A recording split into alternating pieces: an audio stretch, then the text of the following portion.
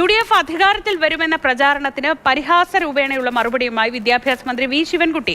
കഴിഞ്ഞ തവണ UDF അധികാരത്തിൽ എത്തുമെന്ന് കരുതി വകുപ്പ് വരെ തീരുമാനിച്ചിരുന്നു.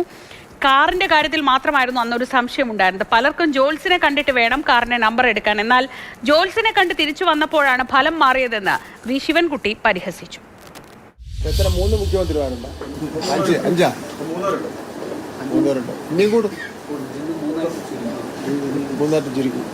കഴിഞ്ഞ പ്രാവശ്യം പിന്നെ വകുപ്പെല്ലാം തിരിച്ചായിരുന്നു. കഴിഞ്ഞ പ്രാവശ്യം വകുപ്പെല്ലാം തിരിച്ചിരുന്നു.